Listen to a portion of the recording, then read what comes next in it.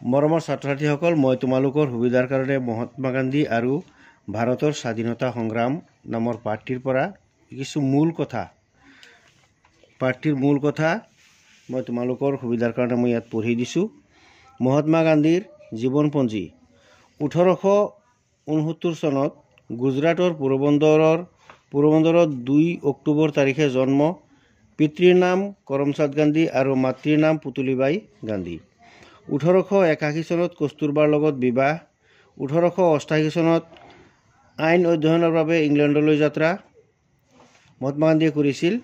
1893 চনত নাটালত থকা পোৰবন্দৰৰ মুছলমানসকলৰ এটা প্ৰতিষ্ঠানক এজন আইনজ্ঞ হিচাপে প্ৰতিনিধিত্ব কৰি দক্ষিণ আফ্ৰিকালৈ যাত্ৰা কৰিছিল মহাত্মা গান্ধীয়ে।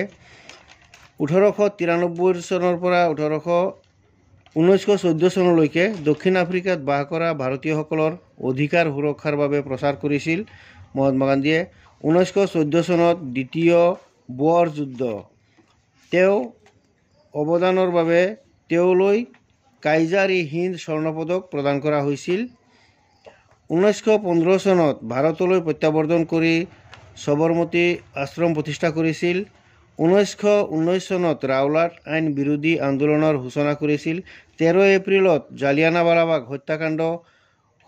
হত্যাকাণ্ড হোৱাৰ কাৰণে গান্ধীজীয়ে কাইজাৰ-ই-হিন্দ নামৰ বঁটা যিটো পাইছিলে সেইটো ঘূৰাই দিছিল 1919 চনত। 1920 চনত অসহযোগ আন্দোলনৰ আৰম্ভ হৈছিল। 1922 চনত চৌৰি চৌৰা হত্যাকাণ্ডৰ পিছত অসহযোগ আন্দোলন প্ৰত্যাহাৰ কৰিছিল। 1922 চনৰ পৰা 1927 চনলৈকে সক্ৰিয় ৰাজনীতিৰ পৰা অব্যাহতি লৈছিল, কিন্তু অস্পৃশ্যতা দূৰীকৰণ, হিন্দু মুছলমানৰ ঐক্য আৰু খাদী জনপ্ৰিয়কৰণৰ বাবে একনিষ্ঠতাৰে কৰ্মত ব্ৰতী হৈছিল।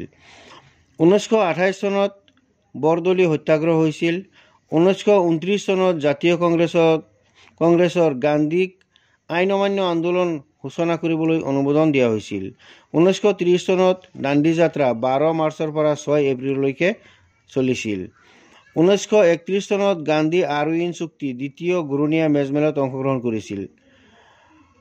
1932 চনত সাম্প্ৰদায়িক বটুৱাৰাৰ বিৰুদ্ধে গান্ধীৰ আমৰণ অনশন 20 ছেপ্টেম্বৰ আৰু পুনা চুক্তি 25 ছেপ্টেম্বৰৰ দিনা হৈছিল।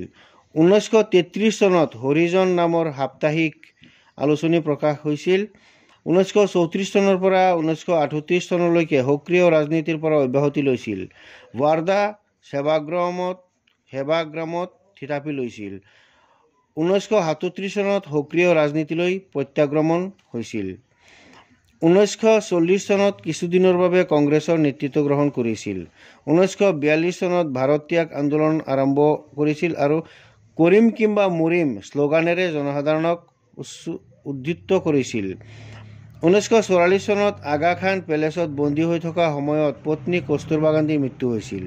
1948 চনত নাথুৰাম গডছেৰ দ্বাৰাই মহাত্মা গান্ধীক হত্যা কৰা হৈছিল 30 জানুৱাৰী তাৰিখে।